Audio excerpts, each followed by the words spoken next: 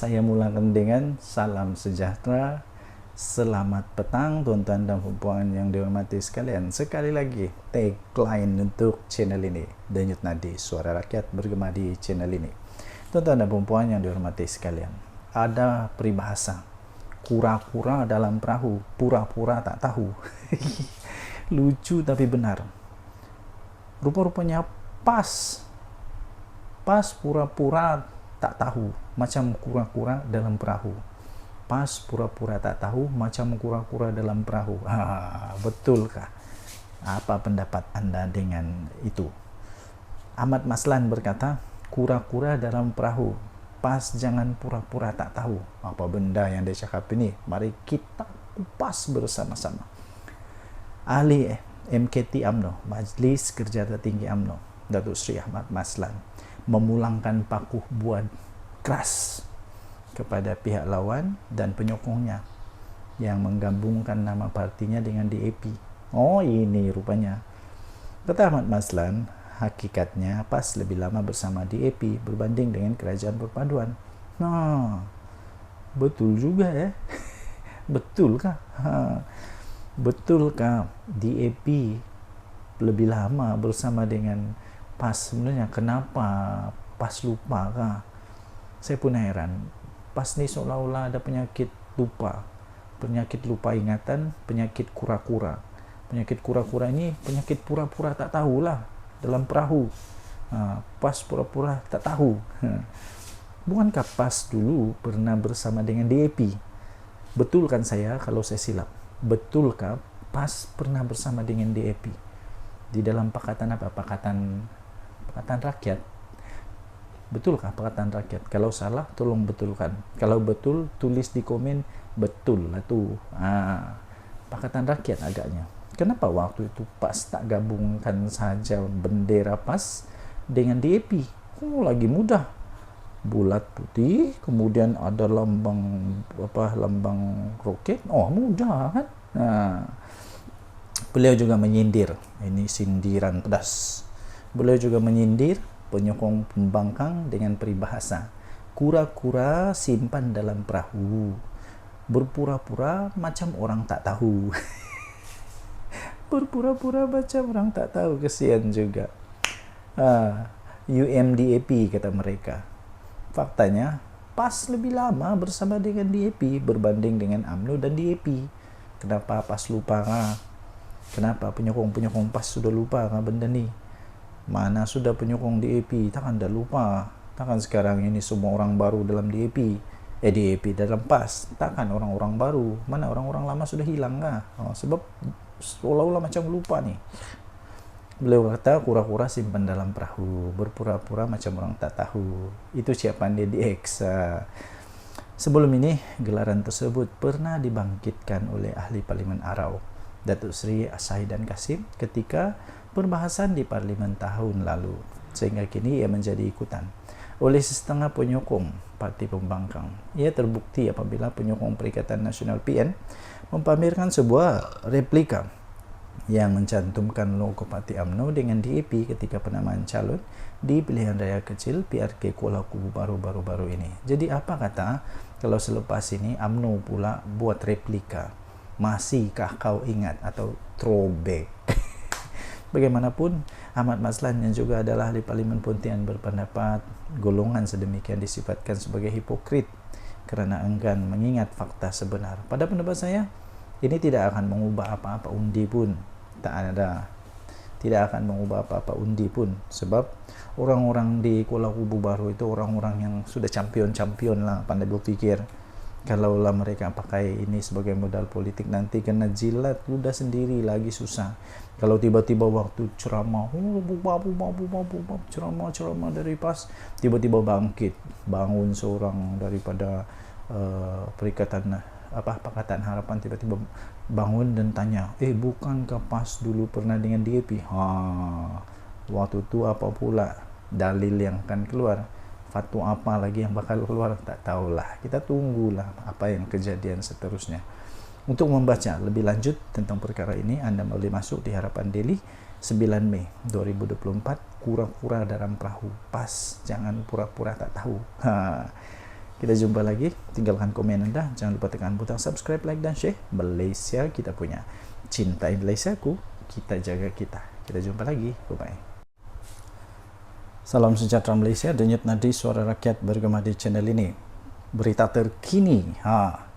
Siapa sebenarnya yang membuncit dengan 277 bilion ringgit Malaysia?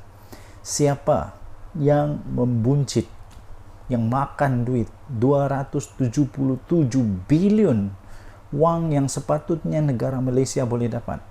Bayangkan 277 bilion ini kalau dipakai untuk pembangunan negara Malaysia, berapa sudah membangun negara Malaysia? Persoalannya, dalam tempo 5 tahun yang lalu, siapa yang berkuasa di Malaysia?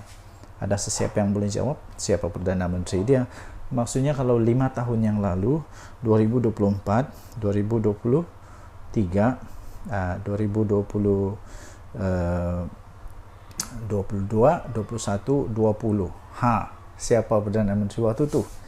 Persoalan yang kedua, kenapa Perdana Menteri sebelum ini, sebelum Datuk Seri Anwar Ibrahim, mereka tidak dapat untuk bongkar perkara ini?